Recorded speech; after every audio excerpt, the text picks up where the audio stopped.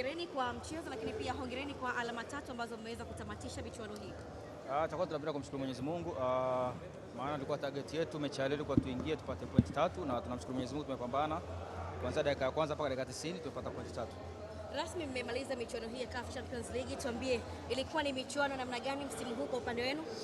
Cha kwanza michuano ilikuwa kwa upande wetu msimu huu ilikuwa hatuna bahati na michuano hii, ndio maana kama ulikuwa unafuatilia mechi zote ambazo tunacheza ilikuwa kuna timu ambayo inaweza kudhibiti, lakini ilikuwa ndio hivyo hatakuwa tupate, lakini tunapenda tumshukuru Mungu, kuna kitu tumejifunza.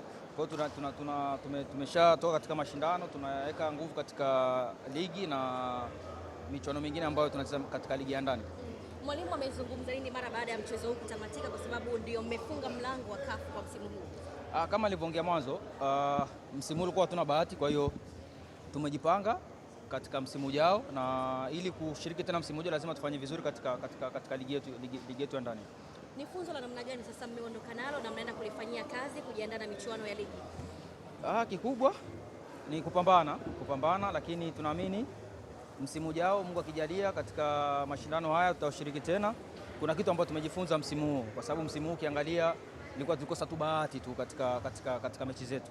Mwalimu, mashabiki wengi changamoto kubwa ambayo wanalia nayo ni eneo lako la ushambuliaji, pengine unaweza kutupa experience ni kitu ambacho cha kwanza mimi ndo kazi yangu, kwa hiyo mashabiki wao watabaki kuongea, lakini mimi kazi yangu najua nini cha kufanya, kwa sababu striker unaweza ukatengeneza nafasi na ukafunga. Kama ukiangalia mechi leo kweli nimekosa nafasi, lakini nimetengeneza nafasi. Kwa hiyo ni kazi yangu, nitarudi uwanja wa mazoezi na kurekebisha ili niweze kuwa bora katika finishing.